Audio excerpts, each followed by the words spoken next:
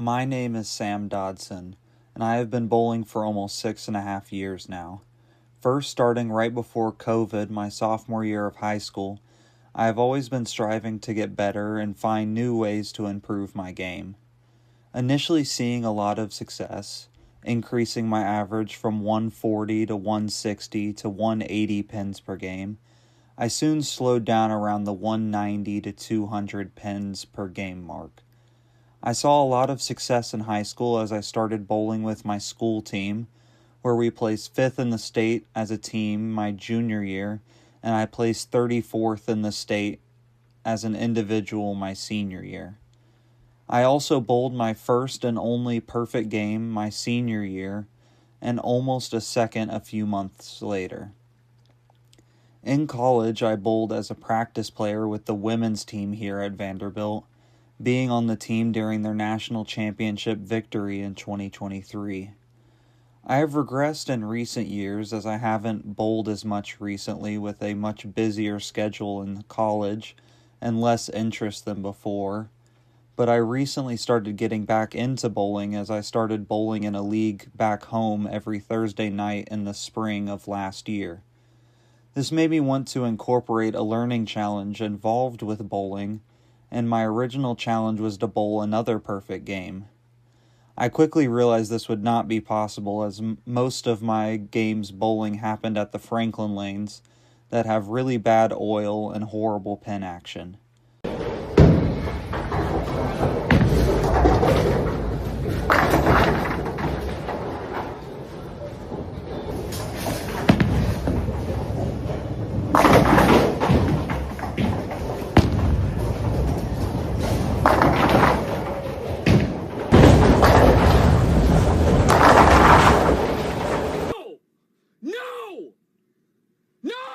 I then pivoted to increasing my average to 200, as that is par at tournaments and where I always strive to be. I was around the 195 average for the fall section of the league season and wanted to try to increase my average for this half of the season to be 200 or to bring my total average closer to the 200 mark. Starting my Thursday nights, I show up between 6 and 6:15 p.m. at the Franklin lanes and stretch and get ready to bowl at 6:20. There is a 10-minute warm-up, and at 6:30 we get ready to bowl 3 games. These generally take close to 3 hours, and I get done around 9:30 p.m. My team was very successful in the fall section of the league season, and we ended up winning it, so we hope to carry that luck into the spring section of this season. While I had high aspirations for the spring, things didn't go my way.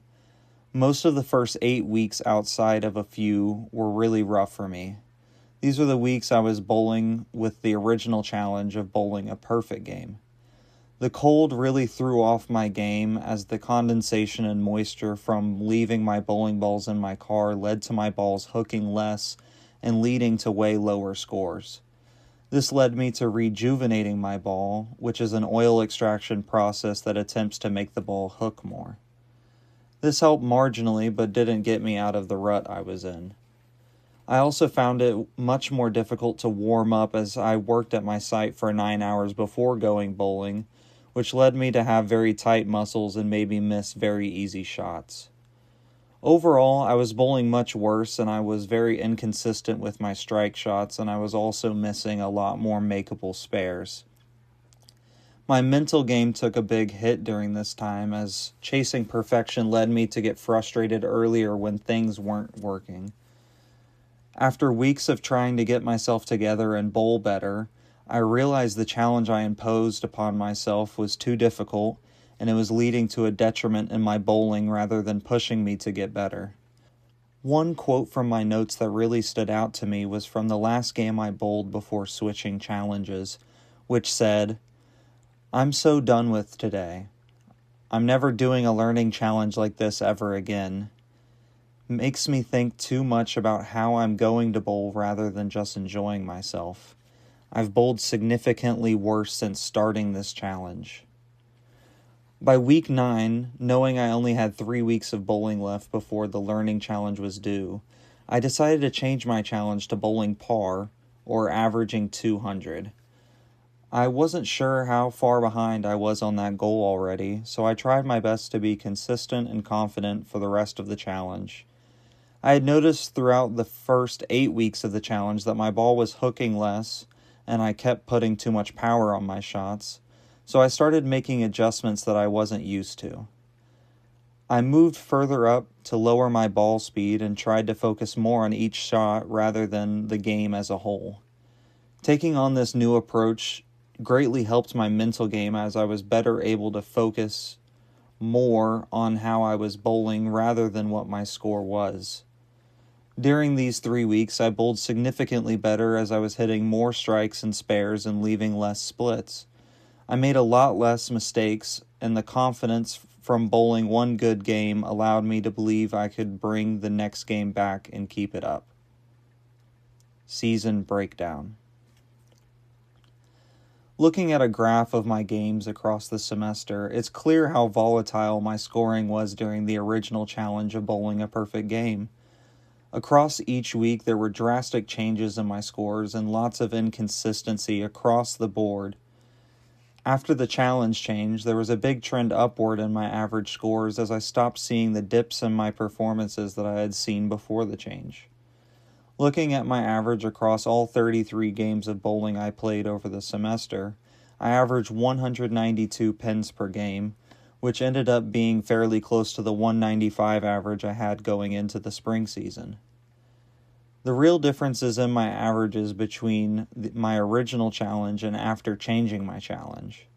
While trying to bowl a perfect game, I was averaging roughly 183 pins per game, whereas when I was trying to bowl better and increase my average, I was averaging roughly 214 pins per game.